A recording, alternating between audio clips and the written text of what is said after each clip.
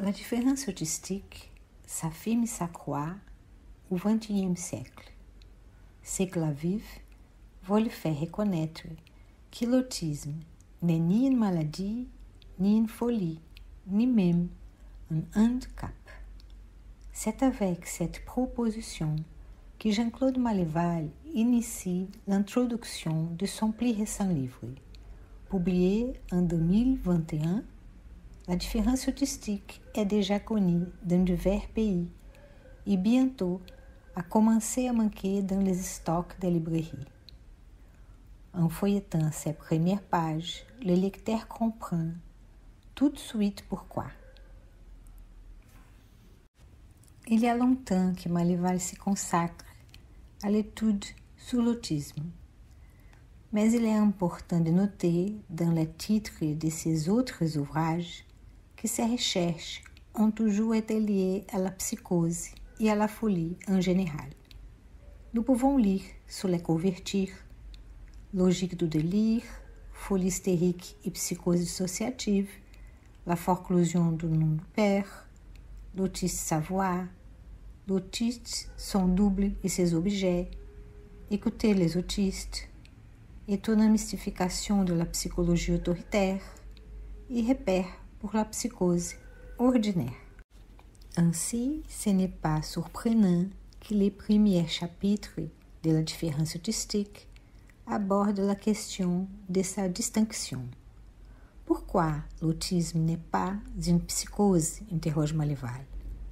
La référence à Rosine Robert Lefort est évidente, comme il l'a montré dans la publication antérieure.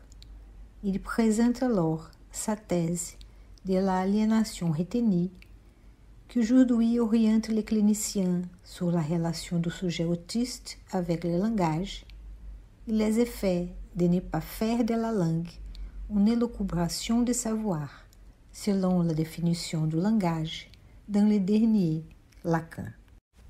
Dans son nouveau livre, Maleval développe une élaboration détaillée à propos de ce concept de l'aliénation retenue, fondé sur la portion freudienne et sur l'enseignement de Lacan.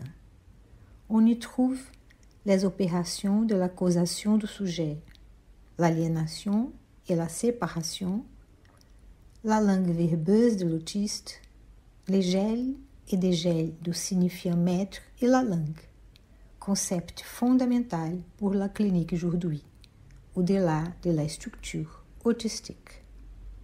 Avec l'idée du gel dessien et celui des affects, dans l'autisme, Maleval indique le traitement par les bords, considérant l'hypothèse d'Éric Laurent sur la forclusion du trou et le retour de la jouissance sur les bords dans les autismes. Maleval dialogue avec d'autres approches sur l'autisme et expose des arguments pour la question qu'il soulève. Nourrir l'intelligence de l'autiste ne suffit pas, dit-il. Sans faire aucune réserve sur la thérapie qui présente des résultats significatifs obtenus, Maleval souligne que seule la psychanalyse fournit un cadre théorique pour aborder les angoisses et la spécificité du fonctionnement affectif de l'autiste. En cela, elle reste indispensable, dit-il.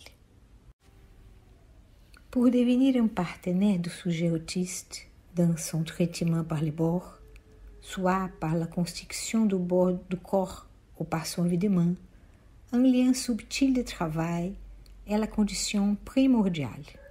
Si Freud a présenté quelques obstacles au travail analytique, et dans sa célèbre phrase, Lacan a énoncé que l'analyse ne doit pas reculer devant la psychose, nous remarquons qu'avec Maleval, l'approche lacanienne conduit à ne pas reculer quand elle aborde le transfert du sujet autiste. Dans son 4e chapitre, il expose diverses modalités du transfert de l'autiste. Le transfert entravé et destructeur, le transfert en objet familier maîtrisé, le transfert fusionnel en double et le transfert sur un assistant discret. ce qui nous amène à comprendre pourquoi il souligne, en conclusion, que seule la psychanalyse permet au sujet autiste d'appareiller la jouissance, puisqu'elle favorise la mise en place des fonctions de bord, de protection, de régulation et de médiation, dit-il. De cette façon, la lecture de la différence autistique est indispensable pour tous ceux qui s'intéressent à ces modes de fonctionnement si spécifiques du sujet autiste, soit par la clinique, l'éducation, la littérature écrite par les autistes et leurs parents. Ajoutons-y aussi ceux qui sont concernés par les thèmes de la différence en ce siècle, liés au mode singulier que chaque parlette répond à la rencontre traumatique avec la langue.